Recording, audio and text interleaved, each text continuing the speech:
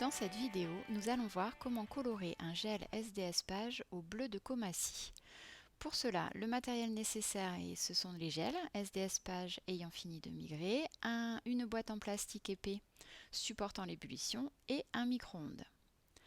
Nous allons commencer par préparer la solution de coloration. Donc c'est une solution qui contient du Comassi Brilliant Blue R 250. Le R vient du fait que la couleur bleue est légèrement teintée de rouge, donc pour red en anglais. Ce bleu de Comassi interagit avec les acides aminés chargés positivement, comme l'arginine, la lysine et l'histidine dans une moindre mesure, et les acides aminés aromatiques, comme la phénylalanine, la tyrosine et le tryptophane, qui sont présents dans les protéines. On va peser la masse 0,5 g de Comassi dans une spatule de pesée et verser ça directement dans une bouteille en verre, puisque la solution tâche énormément. Ensuite, il faut rajouter 50 ml d'éthanol à 96 degrés pour bien dissoudre la poudre du bleu de Comassi. On utilise une éprouvette en verre, des gants et des lunettes. On va ensuite rajouter 400 ml d'eau distillée pour obtenir une solution bleu foncé. Et pour finir, en dernier, 50 ml d'acide acétique glacial, toujours l'acide concentré dans l'eau. Et on va utiliser pour ça une éprouvette en verre et on va bien mélanger. On va porter des lunettes et des gants de façon à faire ce mélange en toute sécurité.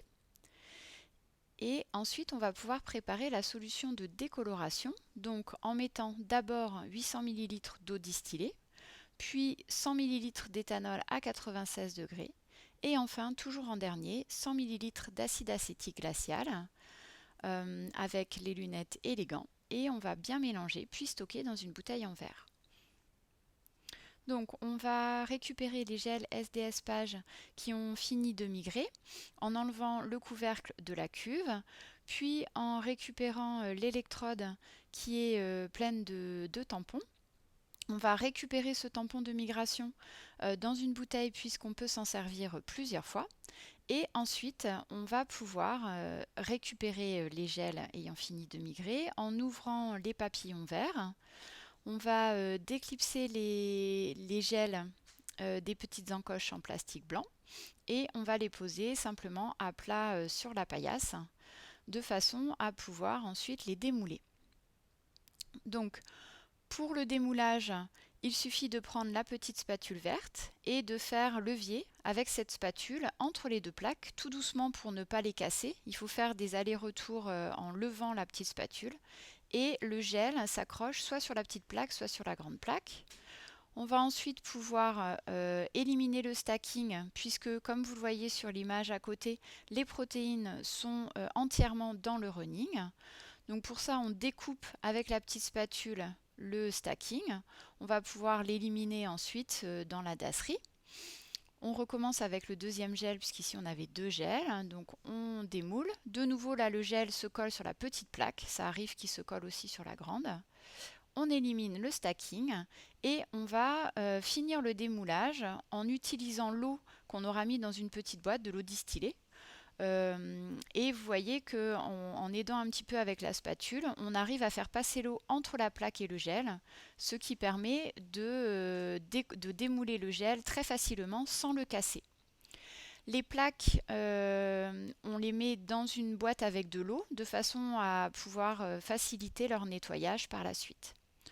Là, on va pouvoir retourner le gel s'il est à l'envers, de façon à mettre le puits numéro 1 à gauche.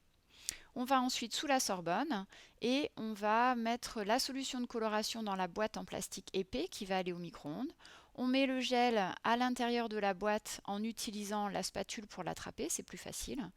Et donc on va faire bouillir pendant 20 à 30 secondes environ, de façon à bien faire chauffer le liquide avec le gel à l'intérieur. Vous voyez qu'il y a de la condensation qui apparaît sur le couvercle. On mélange un petit peu et on remet à faire chauffer. On fait ça 3-4 fois, 15 secondes, en vérifiant bien, il ne faut pas que ça déborde.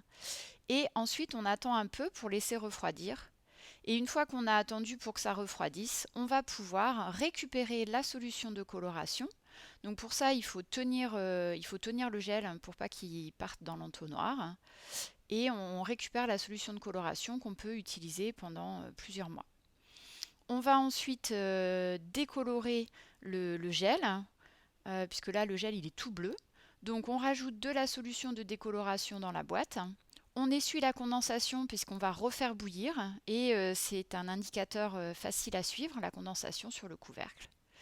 Et on va ainsi faire chauffer de nouveau, faire bouillir de nouveau avec la solution de décoloration pendant environ 20 secondes, des fois 2 ou 3 fois.